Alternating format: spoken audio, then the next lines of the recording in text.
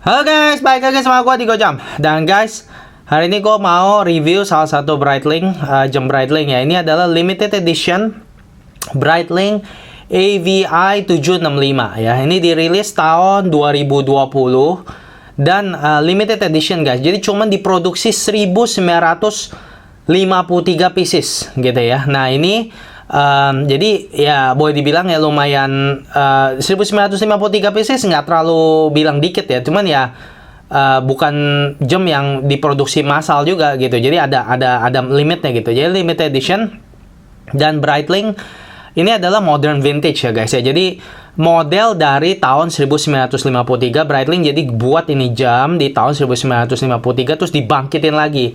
Nah makanya model yang ini ada limited edition, jadi karena tahun 1953 dibuat, jadi dia sekarang Breitling bikin limited edition 1953 pieces gitu ya. Ada 3 versi guys. Breitling buat platinum, gold, emas, sama stainless steel. Ini stainless steel ya, yang paling banyak gitu. Yang platinum limited edition juga lebih langka lagi, gue lupa berapa gitu ya. Dan yang gold lebih langka juga daripada stainless steel, tapi gue juga lupa berapa gitu. Yang paling langka adalah platinum. Nah yang versi platinum itu dipakai sama Brad Pitt gitu ya. Brad Pitt adalah salah satu ambassador-nya, salah satu dutanya Breitling ya. Dia pakai yang versi platinumnya di movie Bullet Train gitu ya. Gue belum pernah nonton movie-nya guys, belum nonton gitu ya, tapi dia pakai yang itu gitu ya. Tapi itu yang platinum, mahal gitu, dialnya warna biru. Tapi yang ini yang gue bakal review kali ini adalah stainless steel lah. Oke, itu introduction-nya guys tentang jam yang kita akan review hari ini. Langsung kita masuk guys ke reviewnya ya. Jadi ini ada Breitling AVI 765. Jadi ini modern vintage. Jadi modelnya berdasarkan jam yang dulu. Jadi Breitling itu sebenarnya terkenal banget guys sama chronograph ya. Gitu, banyak model-model Breitling di zaman dulu gitu yang sebenarnya cakep-cakep, dan ini salah satunya. Dan akhirnya Breitling pakai itu ya, model-model zaman dulu dibangkitin lagi gitu loh. Tapi dengan sentuhan modern gitu. Jadi movementnya juga udah baru. Ini udah pakai B09 in-house movement dari Breitling, sama seperti B01 tapi versi manual wind-nya gitu ya guys ya. Nah terus oke, kita langsung ngomongin pertama soal dimensi, proporsi, segalanya ya tentang ini jam ya guys. Oke, jadi ini jam 41 mm guys. Jadi nggak terlalu, boleh dibilang modern size gitu ya, nggak terlalu bilang besar, nggak terlalu bilang kecil gitu ya. Oke lah gitu. 41 mm tuh mirip-mirip sama 40 mm gitu ya, tapi gue sebenarnya lebih suka 40, tapi nggak apa-apa, 41 nggak terlalu beda gimana gitu ya. Ketebalannya ini adalah 14 mm gitu ya. Ketebalan ini jam adalah 14 mm. Nah tapi satu hal yang gue pengen tekanin ya guys ya. Ini kalau kalian lihat, walaupun dia bilang 14 mili, tapi ini sebenarnya diukur dari ini bawah sini sampai atas sini nih. Nah, tapi kalau kalian lihat ini kristalnya ini dome banget gitu. Jadi sebenarnya dan ini kalian lihat bawahnya ini kayak ada sedikit gembung gitu ya. Jadi sebenarnya walaupun dia bilang 14 mili ya, tapi kalau kalian lihat case-nya aja nih begini, ini sebenarnya tipis sekali loh. Tipis sekali. Jadi mungkin ini case ini mungkin sekitar cuma kayak 12 mili. Jadi kalau kalian ini gembungan bawahnya ini sama kristal sininya nggak dihitung gitu ya, itu paling cuma sekitar 12 mili. Jadi apa maksudnya? Maksudnya ini jam walaupun dibilang 14 mili, tapi waktu di tangan pakainya nggak kelihatan kayak 14 mili, nggak kerasa kayak 14 mili, lebih kayak kayak 12 mili gitu loh, kayak sekitar segitulah. Pokoknya kerasanya jauh lebih tipis daripada 14 mili gitu ya. Jadi itulah yang gue bilang, kalau misalnya kalau kalian mau beli jam, kalian harus pakai, kalian harus coba gitu. Karena kalau misalnya cuma lihat paper spec-nya aja gitu ya, itu sangat-sangat nggak dapat full picture-nya gitu guys.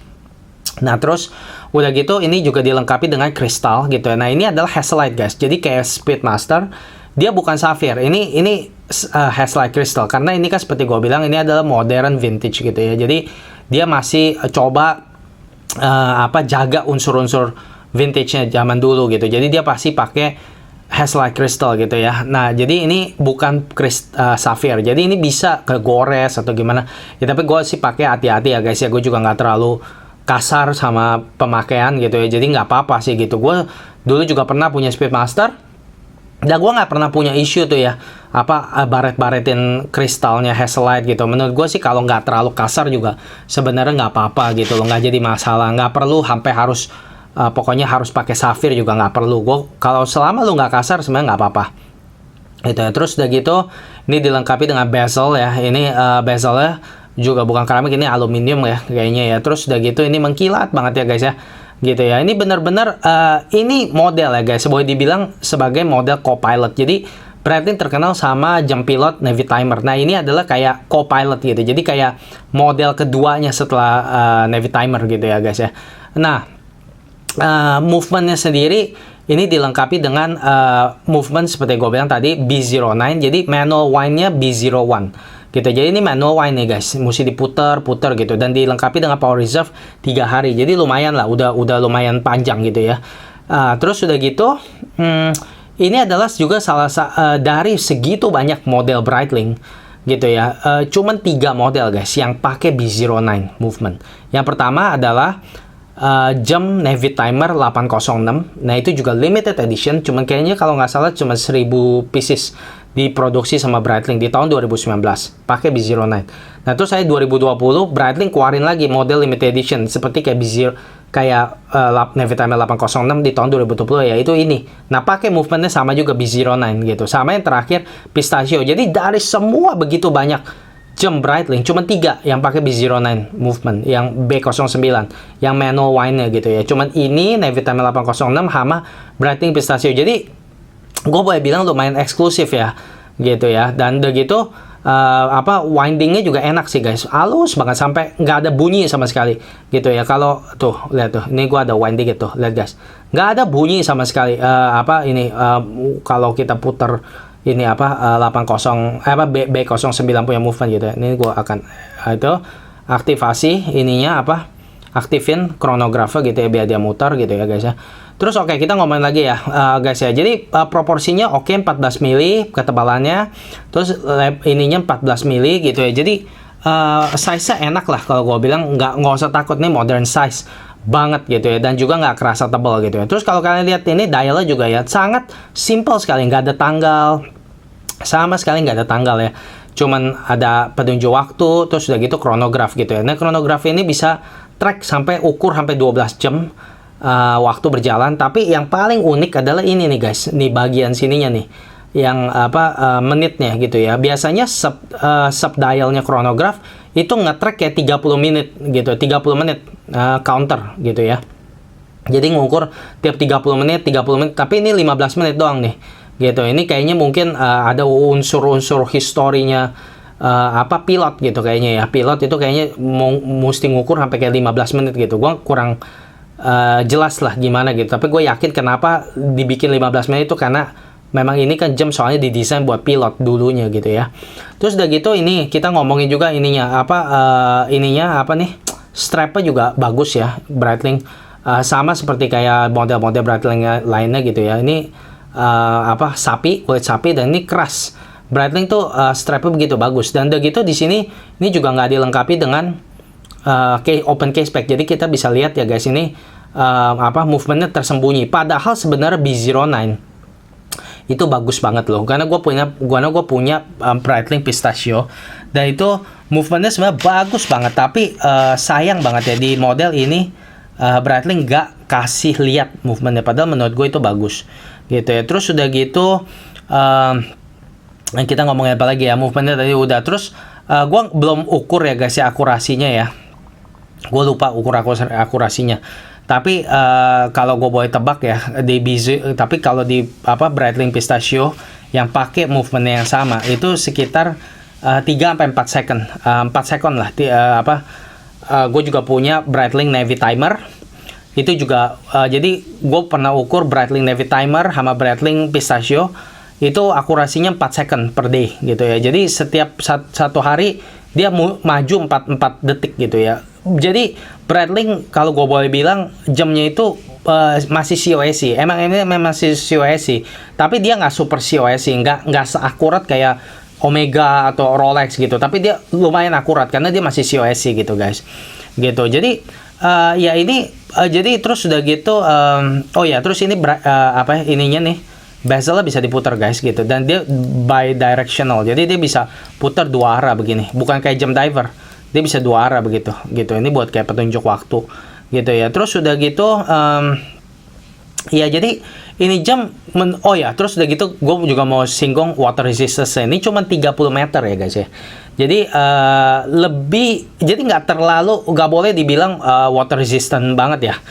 Mungkin kalau cuman kayak kena ciprat-ciprat air masih nggak apa-apa ya. Tapi ini jelas bukan jam yang bisa dibawa kayak ke pantai itu. Itu nggak boleh, itu bahaya tuh gitu. Tapi memang sebenarnya juga nggak apa-apa, karena kenapa? Karena ini chronograph. Gue nggak pernah saranin ya guys ya pakai chronograph terus kayak orang gila ke pantai, ke kolam renang gitu. Itu nggak wajar, itu nggak benar gitu loh. Jadi jadi water resistance 30 meter sama chronograph gue masih bisa tolerir gitu ya. Tapi ya tapi sih jujur ngomong agak kurang dibanding kayak Speedmaster yang 50 meter atau bahkan beberapa jam-jam lainnya di luar sana gitu. Walaupun chronograph tapi dia 100 meter gitu. Kayak Breitling Pistachio yang gue punya juga itu 100 meter gitu. Tapi di sini ini aneh, Breitling cuma kasih 30 meter. Jadi itu water resistance agak kurang memuaskan ya gitu ya, jujur ngomong gitu. Nah jadi overall gimana? Overall sih menurut gue sih ini Breitling lumayan menarik ya gitu. Gue sih lumayan suka karena yang gue paling suka adalah dialnya sih guys. Dialnya tuh sangat-sangat simple gitu. Jadi gue demen banget gitu. Dan udah gitu kalian bisa lihat nih, yang gue demen juga ininya nih namanya nih dome gitu loh. Kristalnya ini dome gitu. Itu yang gue suka sih dari ini jam gitu ya. Nah dan udah gitu jadi kalau overall ya, gue sih sebenarnya lumayan demen sama ini jam. Dan menurut gue juga menarik gitu karena simple gitu ya, nggak ada komplikasi macam-macam, cuma chronograph gitu ya. Terus udah gitu dia tuh sekilas ya, ini dialnya tuh mirip banget sama Longines Longines apa itu namanya ya, Longines yang yang ada yang kayak begini juga, Big Eye, Longines Big Eye. Terus udah gitu sama kayak Breguet gitu ya, Breguet Aeronaval yang 3800 gitu ya. Jadi karena waktu zaman itu banyak bukan Breitling aja tapi Breguet, Longines gitu ya, mereka tuh juga dipakai untuk supply jam ke pilot gitu loh, ke Air Force, ke angkatan udara gitu, Perancis gitu kalau nggak salah. Jadi ini tuh jadi makanya desainnya tuh mirip-mirip gitu guys gitu ya gitu. Jadi dan gue suka emang jam-jam desain jam pilot kayak begini gitu, simple, bagus gitu ya. Nah jadi gue suka sih gitu. Dan ini juga gue suka ya lagi nih, dome banget, lihat nih guys, bisa kalian lihat kan kristalnya bagus banget, dome begini tuh kayak gembung gitu loh. Nah itu yang gue bilang bagus sih. Cuman yang gue sangat sayangkan adalah emang ini nggak open case back. Itu ke satu yang gue ngerasa mestinya open case back ya, karena seperti gue bilang B09 sebenarnya bagus banget ya, movementnya gitu, tapi sayang disembunyiin gitu. Kedua, gue juga ngerasa sayangnya ini cuma 30 meter water resistance, walaupun memang gue nggak akan nyebur dengan chronograph gitu, tapi gue demen kalau jam chronograph juga punya kayak 50 meter atau kalau nggak 100 meter water resistance. Jadi gue akan ngerasa lebih aman kalau misalnya kecelakaan atau gimana ya, kena ciprat airnya besar atau mungkin kejebur atau kita nggak tahu ya, atau mungkin kejebak di hujannya lebat banget gitu. Jadi gue ngerasa aman gitu guys kalau water resistance agak lebih tinggi.